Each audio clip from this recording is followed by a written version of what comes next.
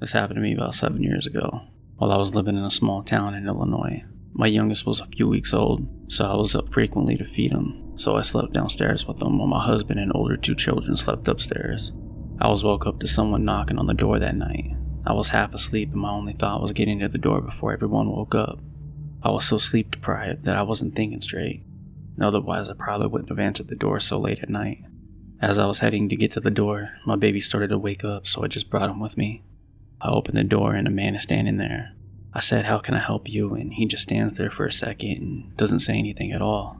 At this point, I'm starting to wake up enough to be observant, and I remember feeling like he seemed nervous, which just made me anxious. All he said was that he was sorry and he thought that I ordered a pizza. Then he grabbed a box off the table on the porch and walked away. I don't remember what I even said to him. I just closed the door and stood there feeling a bit strange, thinking about how weird it was, but I told myself he just had the wrong house. As I'm walking back to the living room, I saw the clock and my stomach dropped. It was a little after 2 a.m. There are no places around that deliver that late. I went back to look outside, but I didn't see anyone and there were no cars on the street. I made sure all the doors were locked. I just remember sitting there a little shook up, thinking about how off the situation felt.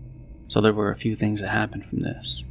Number 1, normally a pizza guy just says hi and tells you how much you owe. All he said was, "I'm sorry, I thought you ordered a pizza." Number 2, the box was not with him. I didn't see it until he grabbed it off the table as he exited my porch. The table is a few feet away from the door. If he was holding it, I probably wouldn't have asked him how I could help him. I would have said wrong house or something. Number 3, I don't remember him wearing anything associated with the pizza place or a name tag. The only place nearby was a Pizza Hut. This would be around March or April, so it's possible he had a jacket on. I really don't remember. And number 4, nothing was open that late, and I'm sure about that. The nervous vibe that he gave off still tells me that something was off that night. What was he doing there, and if he had bad intentions? I think either he saw that I had dogs or the baby might have changed his mind. Whenever I think about this, I just get chills and feel lucky nothing happened that night.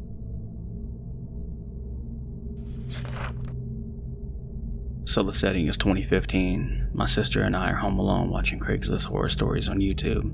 A bit ironic, I know.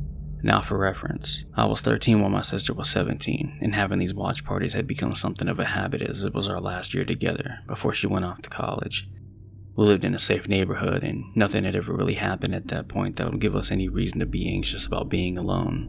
Anyways, time goes on and my sister suggests that we order a pizza since she's starving. I'm not one to turn down a pizza, so I naturally agree and we place an order at a local pizza place. We continue watching our videos for about another 15 to 20 minutes before I step out to use the restroom. Just then I hear the doorbell ring, followed by my sister getting up to go answer it. So I carry on my business with the assumption that it was just the pizza. I'd say only 2 minutes had passed as I come back and realized my sister was still at the door talking with someone. I couldn't really make out what was being said, but I knew it was definitely a man's voice responding to her. As I go to see what's going on, my sister promptly shuts the door, pizza in hand. I initially assumed maybe there was just an issue with the payment, so I just teased my sister for taking so long and go sit down. It didn't take long for me to realize though that my sister wasn't eating, despite the whole thing being her idea, and even more so, she had a very nervous look on her face now, and she just wasn't speaking much. I asked her what was up. She proceeds to tell me that she opened the door to greet the pizza guy. He looked at her as if he was checking her out, and followed it up by giving her the most unsettling smile that she's ever seen. She was just trying to get the pizza and go as we had already paid online, but the creep insisted on trying to make conversation with her. The man pretended to fumble around trying to get the pizza box out of his bag, all while asking very personal questions that he certainly had no business asking, like how old she was and if she was alone. Now I admittedly thought that she was just messing with me. I mean, stuff like that can never actually happen to people you know, right? But nevertheless, it still left me feeling a bit anxious. We tried to enjoy the food and move on, and I'd say about an hour or 2 later we had finally calmed down about the whole thing. Right as we were getting ready to clean up and go back to our own rooms, there's a knock at the door. A very loud and aggressive one at that. We share the same nervous look, then hesitantly slip over to a window and see if we can get a look at whoever's knocking. Now I hadn't seen the guy, but my sister immediately recognized him as the pizza guy from before. We were contemplating calling the police, but the guy only knocked once or twice more before getting in his car and taking off way too fast down the road, almost like he knew if he continued he was more than likely going to end up in a lot of trouble. We made a round around the house, making sure everything was locked up, and then waited for what felt like ages for our parents to finally get home. My sister told them about what happened, but our mom insisted that we were just being dramatic, that we had just made ourselves nervous because of the videos that we're always watching. While we both initially insisted on being serious, we eventually just gave up and tried to move on from the whole thing.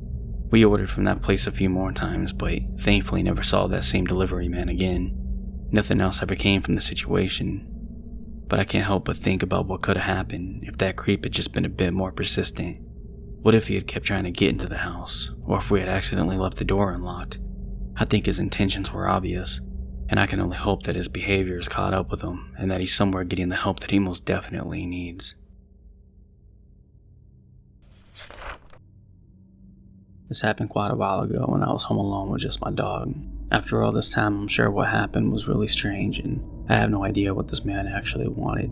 So I was watching TV one night at about 11 p.m. when I heard a car pull up outside and the engine shut off. I figured it was obviously a neighbor, but my nosy dog wanted to have a look and went to the window. He'd kind of messed the blinds up when he went to look, so I got up to fix them. When I did, I noticed a car parked on the street across from my house and my neighbor's house.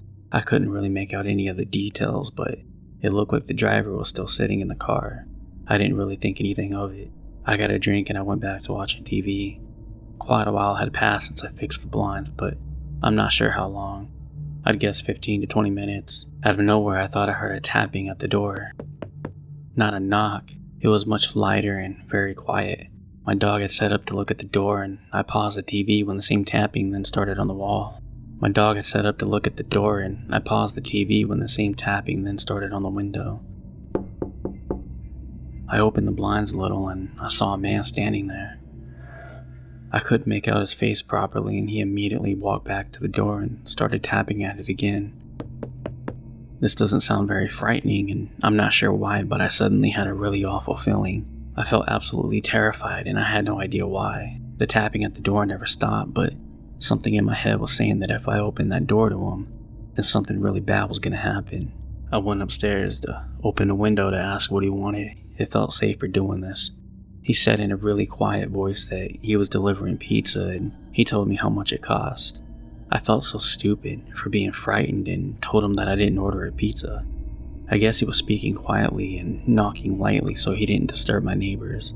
My dog had followed me upstairs and was letting out the odd growl and bark, which isn't really unusual for him.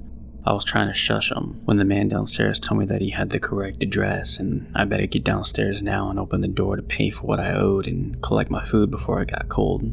I was really confused because I most definitely didn't order any food and began telling him that again when I noticed that he didn't even have a pizza. He wasn't carrying anything at all. I told him again that he had the wrong address and he got really angry. He kept telling me to open the door. He was going between angry and sort of trying to persuade me to go back downstairs.